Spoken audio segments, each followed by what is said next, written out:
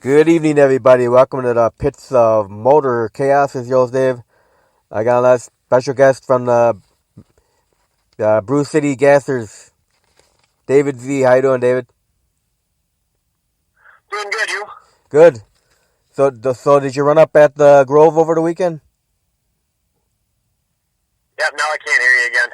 I said, did you run with the Gassers group up at Great Lakes Dragway over the weekend? No, I was not there this weekend.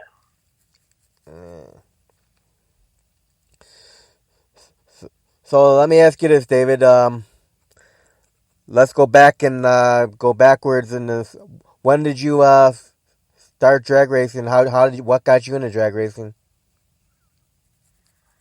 Oh, let's see. Back in 2010, my dad and a couple other guys started Meltdown Drags Association and started doing that, and I grew up in that. I think 2008, we bought our Fiat Altered. So we put that together. It was playing with that in the driveway, doing burnouts here at the house, and that kind of all started it. And bought the Harry Hauler. Dad bought the Harry Hauler, and we were taking that to Meltdown and having a blast with it. And then a couple of years back here, we bought this '63 Chevy Biscayne actually, and got a big block in it with 4-speed and a lot of fun. So I've been racing for a couple of years now, but I grew up with it. So you've been running with the Brew City Gassers for a couple years now? Oh yeah, yep. So how do you like running with that group? It's a blast, guys. We all know them from going back from racing at the Meltdown with each other, and then Brew City Gassers kind of came together and started doing another event, other side drags, and it was a blast. Now, are you going to be running that event coming up there in Wisconsin? Yep, the Fallout, you mean? Yeah. Yeah, we'll be there. We will be there, and I don't have the exact date, but I believe it's the end of September here up at Rock Falls Raceway. 66 and older, period correct stuff. Yeah, I think it's a lot of fun. I think it's September 20th and 21st, I believe. Yeah, that sounds about right. Because I had John Riedenbach on here last night. I believe I'm pretty sure he said the 20th and 21st. Okay. Because we were saying if you guys didn't have that event going on, then you guys probably would have came to Great Lakes Dragway for the Nitro Streetcar Brawl on the 21st, but you guys already have that event to go to. Right. But are you guys going to come to the last Nitro Streetcar Brawl at the Grove in October? You're going to come to the what? The last Nitro Streetcar Brawl at the Grove in October 12th. Are you going to be at that one? I'm not sure. I don't think so, but I could check into that. Because I think you guys probably be running that event. Say that again? I said I think you guys are probably going to be on that event. Yeah, we might. I'm not entirely sure, so. All right, so now with the car you're currently driving, what's the fastest ET you've had with that car? Oh, I think we had a high 11 was the fastest that we ever did with this car. I think that was at Byron here a couple of years ago, maybe last year. It was like 11.8 or 11.9 or something. So how many tracks have you raced at with that car? Let's see, Rock Falls, Byron Dragway, and Great Lakes Dragway. So you haven't been to Cordova yet? Nope, haven't been that far down south yet. Or about WIR? I've been to WIR. We were at WIR before we had this car, but I haven't been there with this car yet. Now, do you think you ever go up there and run the car up there? Oh yeah, I'm sure. We had plenty of time, plenty of good times waiting waiting to happen. So I would very much look forward to going to more tracks of this. And Now, when you take the car out, how many crew members do you have with you? Usually it's just me, my dad, and Grandpa might come, my mom and brother. But yeah, me, Dad, and Grandpa are really the ones that work on the car. And So what is Dad and Grandpa's roles in the crew? roles in the crew. Let's see. I don't know if there are any roles, if you will. Dad and I race it, and then all the three of us work on it. So nobody's the main crew chief? No, nothing like that. No, a lot more laid back.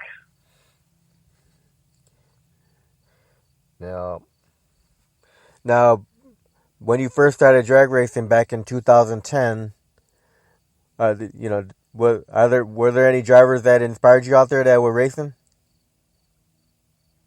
What was that? I said, when you first started drag racing back in 2010, were there any drag race drivers out there that inspired you at all? No big guys in particular, I suppose. Just seeing the Meltdown and seeing all these guys and getting to know them, and it's like, hey, I like his car. I kind of want to build one like that, or man, this guy's really cool, and I want to be like this guy. You know what I mean? That no one in particular, but just that great group of guys. Right. All together, I suppose. Yeah. So now, for you, David, what was the experience like for you the first time ever going down a drag race track? What was my first experience? Now, how was the first experience going down the track? Oh, great! That was a lot of fun. That was at the Grove here, I think, in 2017. But yeah, that was a lot of fun, and I just kept going. After my first time, I was hot lapping the car going down the track. It's certainly an experience. So what keeps you passionate about drag racing? What was that? What keeps you passionate about drag racing? What keeps you doing it? Keep doing it. Oh, definitely the great people that I met doing this. If it weren't for going to hang out with these guys, and I wouldn't be doing it. There would be no desire for me to just do it for me. I do it for everybody else. I guess that's a all right way to put it. It's a lot of fun hanging out with guys and getting to know them and talking and hanging out. It's like a big party. Yeah, it's like your second family. Yeah, that's a great way to put it. Second family. And then, of course, I'm sure you do it for the fans too. Do it for the fans too, you said? Yeah, the fans, the crowd. Oh yeah, give them a show. The more people we get to the track, the better, because this track's closing all over the place, not getting people in the gate. So keeping the tracks open is also kind of a priority. That's what the Meltdown was started to do, is to keep tracks open. Yeah, I heard the track up in Indiana, the 41. They started doing that deal where you get a whole family in for one price. That's pretty cool. Yeah.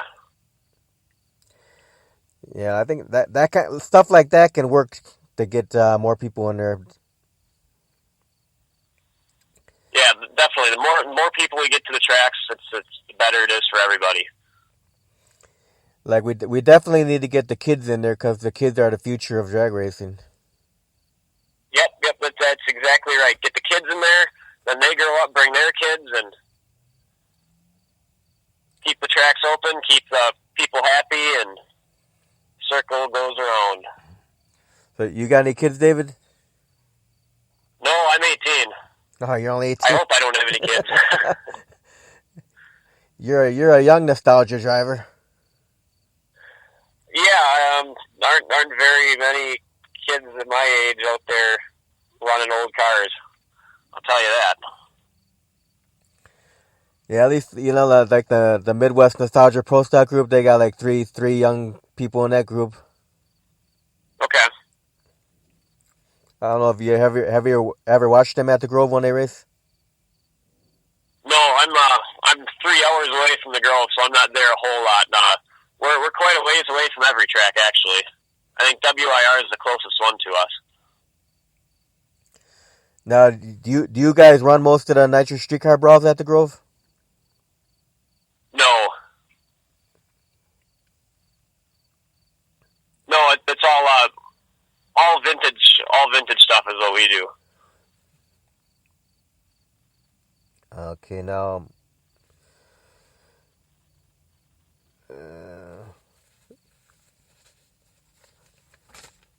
Did I already ask you that question? For you, when you're on the track, when you get to the starting line, do you have any pre-race rituals or superstitions at all, David? Not really. No. Just watch that tree, get the RPMs up, and let the clutch out, let the clutch out and put her to the floor. That's about it. That's all I do. Hope it turns out well. So what's your greatest race so far? That your greatest memory of being in the Brew City Gasser so far. What's your greatest memory so far? I guess my only real memory of Brew City Gases is out of sight drags, but that was a lot of fun. Hanging out with them guys till 2:00 in the morning or whatever, and Yeah, well, no, we haven't done a whole lot with Brew City Gassers as of yet. But I was at Meltdown since the very start, so. So now, David, what goes into preparation to get that car ready for a weekend of drag racing? Oh, it used to be a lot more because we used to be able to street drive this car, but then we got a little more racy, I guess. We took the full exhaust off. Cops don't like that, so that's the only time we take the car out is just for racing now. But to get it prepped, so we got to get gas, and that's kind of a trouble. We used to have a Phillips 66 that sold race gas, but now the closest place that sells race gas, I believe, is a half hour, 45 minutes away. So that changed quite a bit in the past couple months here. Checking all the oil and checking fluid levels, but that's about it. Get the trailer ready, and I think that's all that we really need to do to get the car ready for the track. All right, now what are your favorite tracks to race on? Favorite track of all time? Well, okay, I haven't been to that many tracks either, but the best track I've ever been to is Byron Dragway. It is clean facilities. Everything's great. Track prep is always top. You can't beat that. And I hear that from guys that were coming from California and all over the place. They're saying how Byron is such a great facility. But yeah, Byron is definitely my favorite track. Now, have you ever run an 8th mile track? Not a true 8th mile track, but Meltdown, we had it was kind of a wet spot at the very end of the track, so we were running 8th mile at the Meltdown, I think, two years ago on Friday and Saturday, we were running 8th mile. That's all right. I'm more of a quarter mile guy, but So your preference? But I have ran 8th mile. Your preference is quarter mile, though. Preference is quarter mile. Yep. I like getting up to speed. Yeah, I said some guys say right when you get to the 8th mile, that's about where you want to start accelerating. Yeah, I mean, it's in the flow the whole time, but getting up, just keep accelerating. That's kind of the thrill for me. the launch is definitely important, but getting up to your top speed is a lot more fun. And of course, this car's set up for quarter mile, because I know guys that run eighth mile, their car's set up for that, and they pretty much top out at eighth mile. But I top out at quarter, so that's what the car's set up for. So that's what I like to do, I suppose. Now, are you one of these guys that have a need for speed? Yeah, I built a '79 Chevy C10 on a budget of absolutely nothing, and I got a 355 small block in it with a 5-speed, and that sucker goes.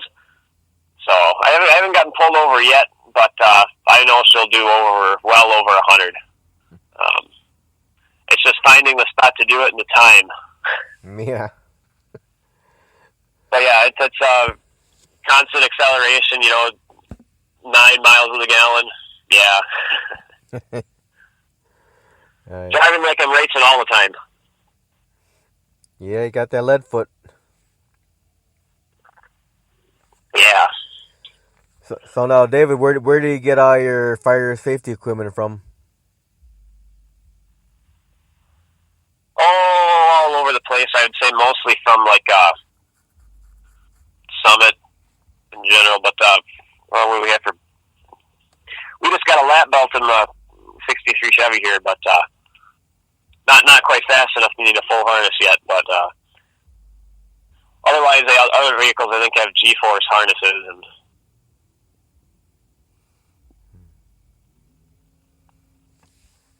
Suppose does that answer your question? Yeah. All right. So now, if someone were to listen to the interview, and they were thinking about starting drag racing, what kind of advice would you give to someone that's thinking about starting up drag racing? Oh, advice. Okay, so spend the extra $1 and get the nicer stuff, because just don't cheap out, and you're definitely gonna regret it if you cheap out on stuff. Like the line lock in this car, for instance, in our '63 Biscayne. The first line lock we put in was a cheaper line lock, and it locked up on us. And after the burnout on the track, one of the first couple times we ran the car, so then we had to ante up and buy the better line lock. But buy your more expensive, better quality parts, and then it'll save you the headaches later, and it's a lot more fun to begin with. So you never drove a junior dragster, huh? No, never ran a junior. You went straight into the car. Straight into the full size, yep.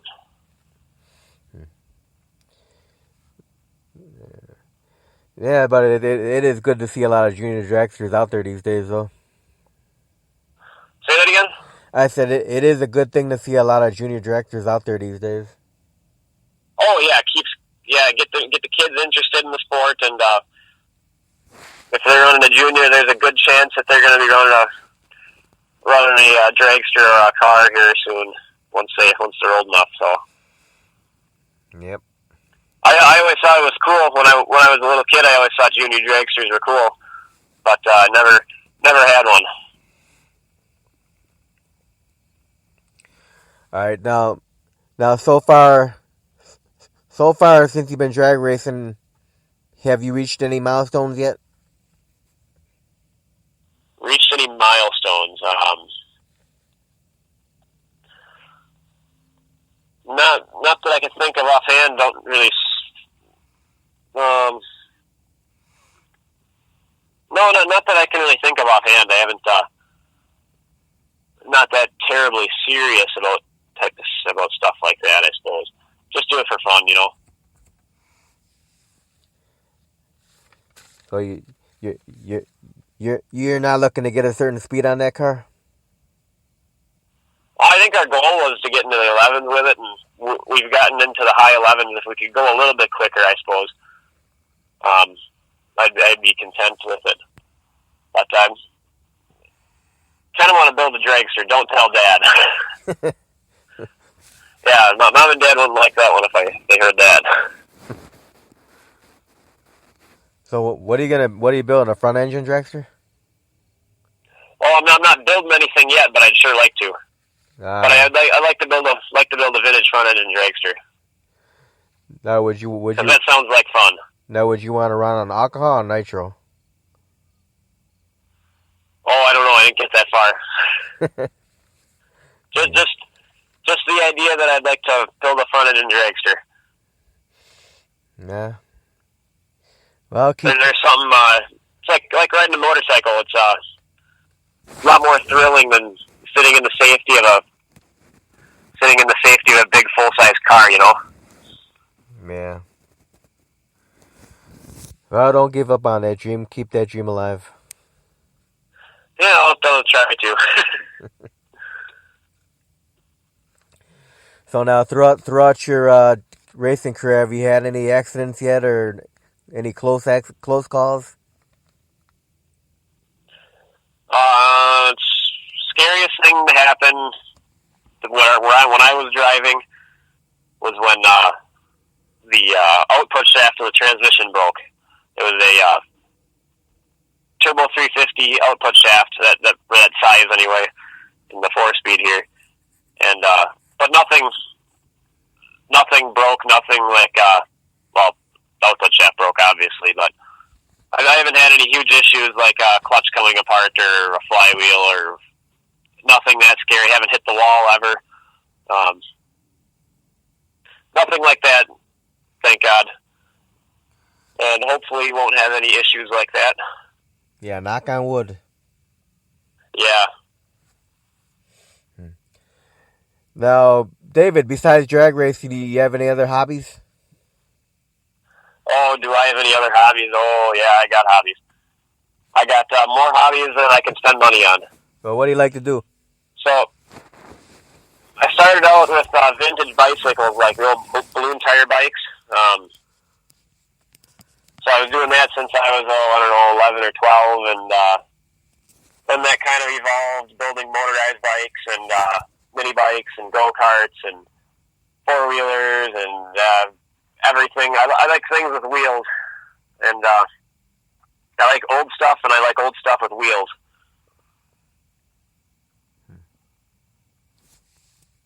That's it. That's it for hobbies. Yep, that's yeah. I got quite a few projects going on. Now, throughout your drag racing career, have you won any trophies yet? Well, I haven't really competed in anything per se. I won the high school car show at my high school a couple years ago with the car. That counts for anything, but we don't do anything competitive really. It's all for fun. Now, you still go to car shows? Not a whole lot. I've been having more time lately, so I'm going to take the car a little bit more and go to some, but not, I don't know. Haven't done car shows a whole lot. So now, if you were able to do time traveling, David, and go back into time, would you do anything differently with your drag racing career? Oh, I would start earlier. Start buying stuff and start building so I could be on the track as soon as actually, I believe you can actually race when you're 15 with temps or something if you have somebody with you or something like that. So I would probably do that. Start racing as early as I possibly could. All right, so I'm going to ask you a few fun questions. Are you ready for a few fun questions? What's that? I said I'm going to ask you a few fun questions. Are you ready for a few fun questions here? Sure. All right, David, what's your favorite food to eat? Favorite food? Oh, I don't really have one. It depends on the day and upon my mood. All right, favorite beverage? Favorite beverage? Between Pepsi and Barks Root Beer. Favorite movie of all time?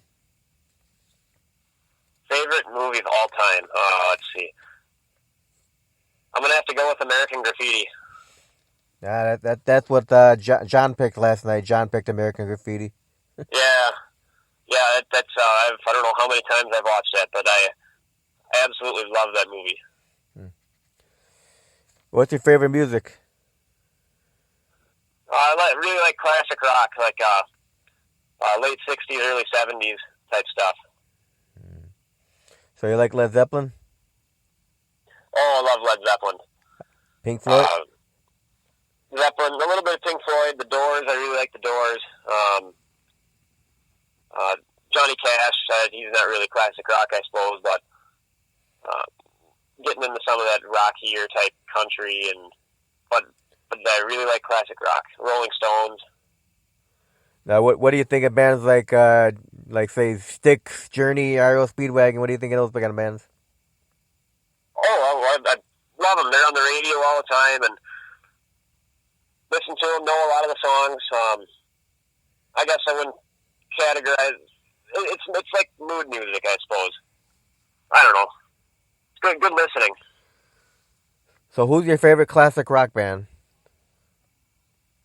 Favorite classic rock band? Now I'm gonna have to go with Zeppelin or The Doors. One of those two. What do you think about Tom Petty and the Heartbreakers? Oh, they're good. I can't really name a lot of their stuff offhand. Now, how about Queen? I was never really a Queen guy. I never really liked Queen that much. I like Bohemian Rhapsody, but that's about it. Now, how about you listen to Southern rock at all, like Leonard Skinner? Oh yeah, love Leonard Skinner. Yeah, you gotta love Leonard Skinner. What's that? I said you gotta love Leonard Skinner. Oh yeah, if you don't like Skinner, there's something wrong with you. What do you think about Ted Nugent? Stranglehold is my favorite Ted Nugent song. Hey, that's a great song, man. All right, now, David, when you were a little kid, what was your favorite cartoon to watch? Ed, and Eddie on Cartoon Network. Yeah, there you go.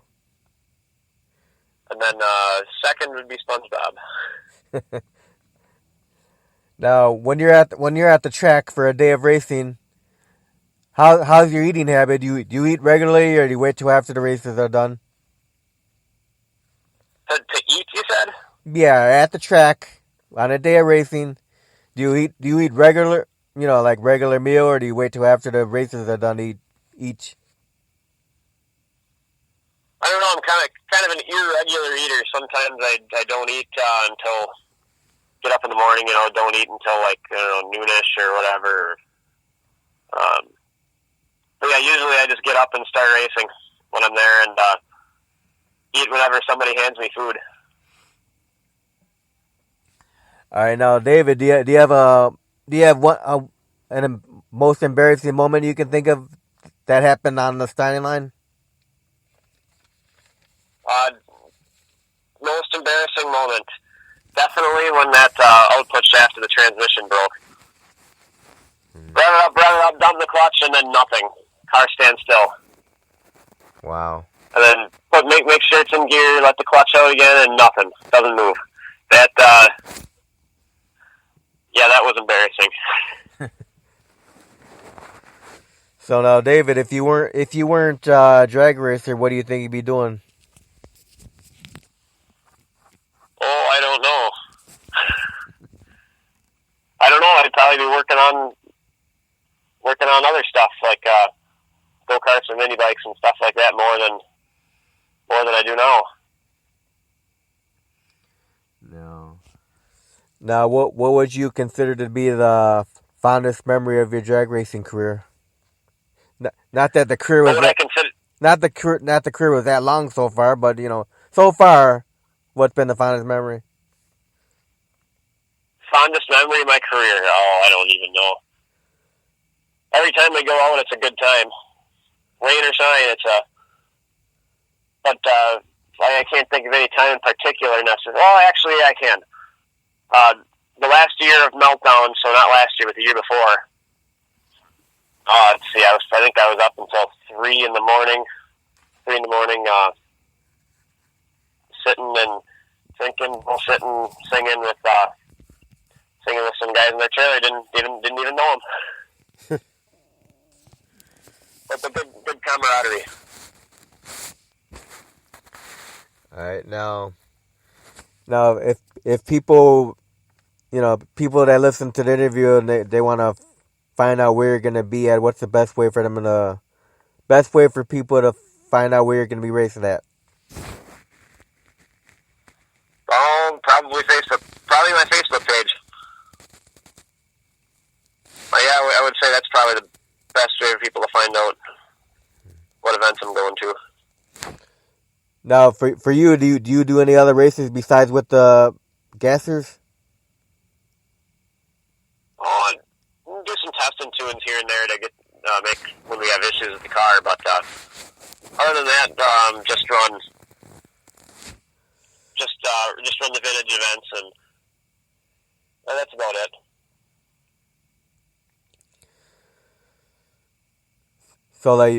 So they just send you a friend request on your page, and then they can follow all events off you. Then you're saying, right? Yeah. Like the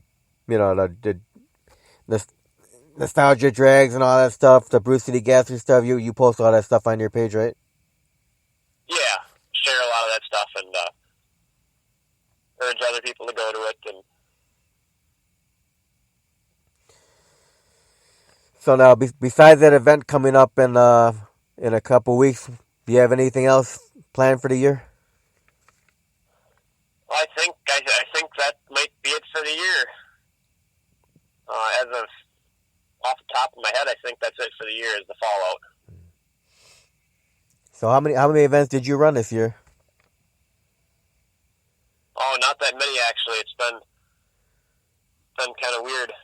I don't even know how many. Let's see, Uncle Sam's pie eating contest was in June, I believe, and Out of Sight Drags I think was in July.